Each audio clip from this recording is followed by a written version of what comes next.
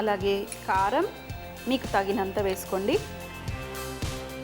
కావాలంటే పసుపు వేసుకోండి.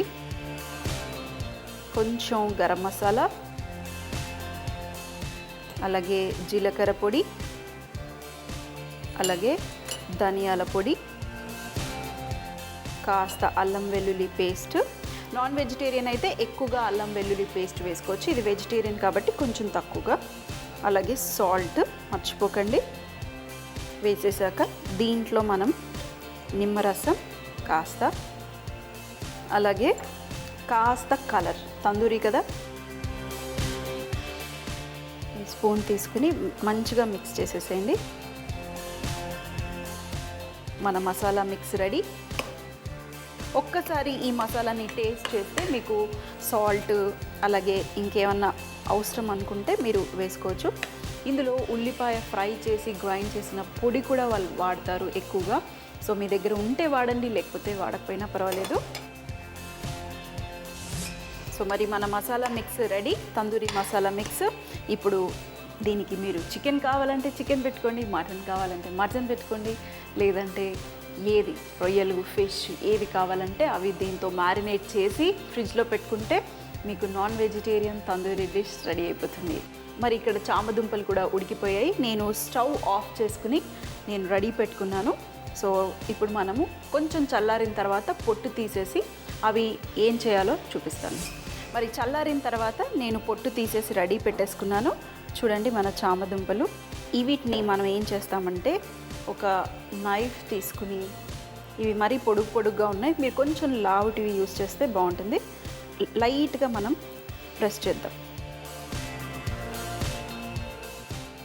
ఇలా ప్రెస్ చేసి విరిగిపోయినా ఏం పర్వాలేదు, జిగుటగా ఉంటాయి కాబట్టి మళ్ళీ అతుక్కుపోతాయి. దీన్ని మనం ఇప్పుడు ఈ మసాలాలో వేస్తాం. అలాగే ఇంకొకటి మెల్లిగా మ్యాష్ చేసేయండి. కాస్త మ్యాష్ చేసిన తర్వాత మీకు ఒకవేళ ఊడిపోతున్నాయి అంటే మరొక్కసారి ఇలా ముద్దలాగా చేసేసేయండి, ఈ మిక్చర్లో వేసేయండి, అంతే. సో నేను ఇంకొక 2-3 చేసేసుకుని ఆ తర్వాత మొత్తం మసాలాని దానికి పట్టించేద్దాం. మరి ఇంకొక 4-5 చేసేసాను. ఇప్పుడు మనం ఈ మసాలాని దీనికి పట్టించటమే. సో కొంచెం మన చెయ్యి వాడాల్సిందే, మంచిగా అప్లై చేసేసేయండి. ఎంత చక్కగా స్ప్రెడ్ చేస్తే అంత మంచిగా మసాలాని పట్టించేసి వేడి పెనం మీద లేదంటే బొగ్గుల మీద కూడా మీరు కాల్చుకున్న చాలా బాగుంటుంది. ఇది మనం ఈరోజు డైరెక్ట్గా పెనం మీదే వేసుకుంటాము. తిక్కుగా పెరుగు ఉంది కాబట్టి మనకి నీరు రాకుండా ఈ మసాలా చక్కగా చామగడ్డకి పట్టుకుంటుంది. ఇప్పుడు ఇంకొన్ని చేసుకుని నేను నూనె వేసుకుని మనం షాలో ఫ్రై చేసుకోవటమే. సో మరి నేను ఒక 4-5 రెడీ పెట్టేసుకున్నాను ఇక్కడ. ఇప్పుడు మనం ఇందులో ప్యాన్ మీద కాస్త ఆయిల్ వేసుకుందాం. మీరు అవన్ ఉంటే మీరు గ్రిల్ కూడా చేసుకోవచ్చు అవన్లో. ఇప్పుడు మెల్లిగా మళ్ళీ చేయితో కానివ్వండి, స్పూన్తో కానివ్వండి, మెల్లిగా తీసేసి ఈ ఆయిల్ మీద వేసేయండి. కొంచెం జిగటగా ఉంటుంది కాబట్టి అతుక్కుపోతుంది. అలాగే మనం స్లో ఫ్లేమ్లో కుక్ చేసుకోవాలి, మన మసాలా మాడకుండా.